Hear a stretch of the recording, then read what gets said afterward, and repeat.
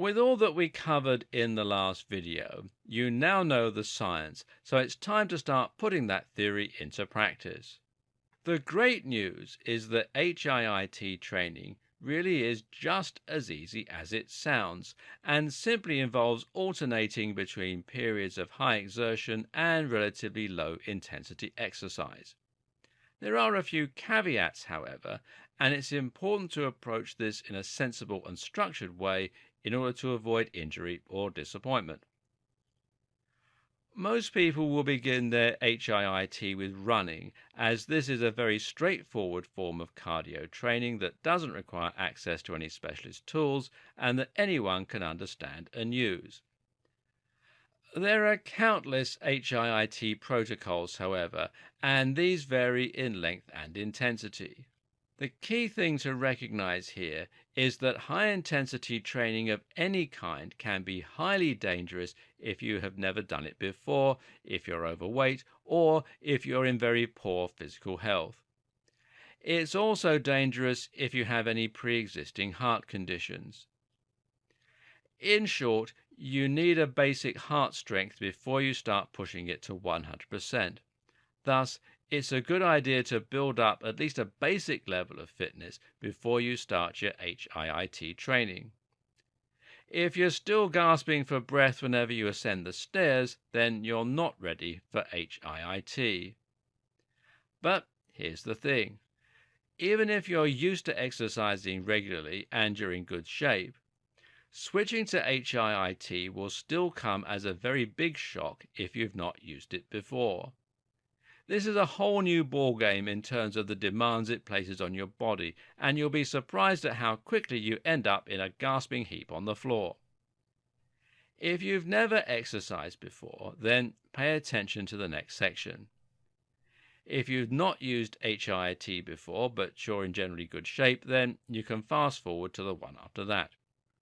Just a note of caution here: before beginning an intensive training routine, it is always a good idea to consult with your doctor and to ensure that you don't have any underlying heart conditions.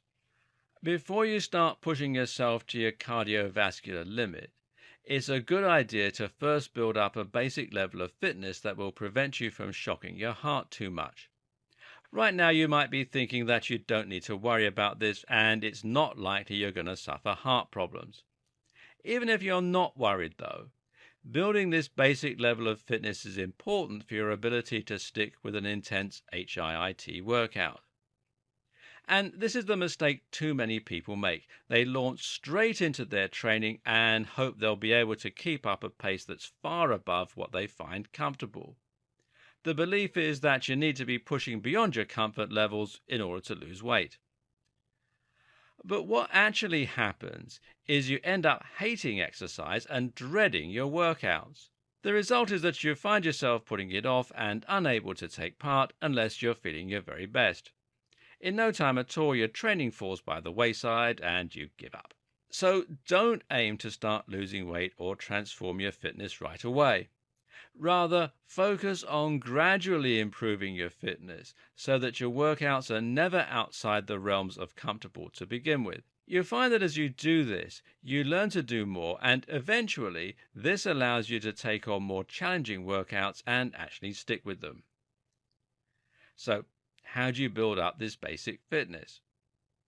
Well, the answer is actually to start with steady-state cardio, using a gentle pace to begin with and then build up. Begin with running, but don't aim to run a long distance or to run quickly to begin with. Instead, just aim to enjoy running. Set out with comfortable running shoes and jog carefully and slowly for half an hour. When it becomes painful, go home. Do this once a week, and over time you'll find that you start running faster and further without even trying. Importantly though, you won't risk exhausting your body. You won't damage your knees overtraining, or you won't learn to loathe your training. This can be very frustrating at first if you are hoping to get into great shape right away. But what's very important here is to be disciplined with yourself. A lot of people think that getting into great shape is all about being disciplined enough to keep training. Just as important, though, is to be disciplined enough to be patient and to build that basic level of strength before you approach the more intense types of training. Build up your strength and stamina slowly, and then you can look at adding HIIT workouts. And again, you're going to start gently. A lot of people will hear the words HIIT and assume this is one type of workout. In reality, though, HIIT is a very broad and flexible term that can encompass a great many different types of training and a great many different protocols. One of the biggest mistakes you can make is to start HIIT and dive in right at the deep end with an intensive program aimed at the incredibly fit. One of the most popular choices, for instance, is Tabata. This is a brutal, punishing, fast and highly effective method of training that will leave you gasping for air and covered in sweat in just 4 minutes. But it's also far too intense to start with, and especially when running. So instead, let's begin with a very easy beginner routine. Jog for 2 minutes and sprint for 10 seconds. Repeat this 5 times. It sounds very easy, but you'll quickly find that just 10 seconds of sprinting is more than enough to completely exhaust you. By the time you're finished, you'll be completely exhausted and you'll feel as though you can't perform another 2-minute jogging session. Finish this with a 10-minute cool down. The entire workout will take you 12 minutes, but you'll find you're easily as tired, if not more tired, than you would have been after jogging at a steady state for 30 to 40 minutes. Moreover, this is enough to trigger the afterburn effect and to leave you burning calories for hours afterwards. Because this type of training is so fast, you can afford to do this 2 or 3 times a week.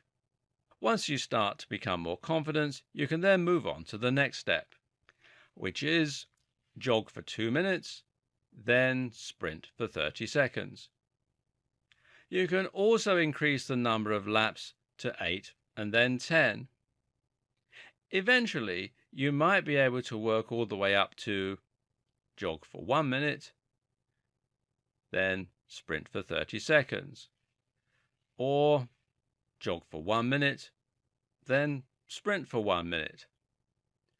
Again, though, you should only move on to these harder difficulty levels once you've built up the basic fitness and heart strength to be able to cope relatively easily. You should be exhausted at the end, but not at the point where you can't do anything for the rest of the day or where you're unable to train again for days and days on end.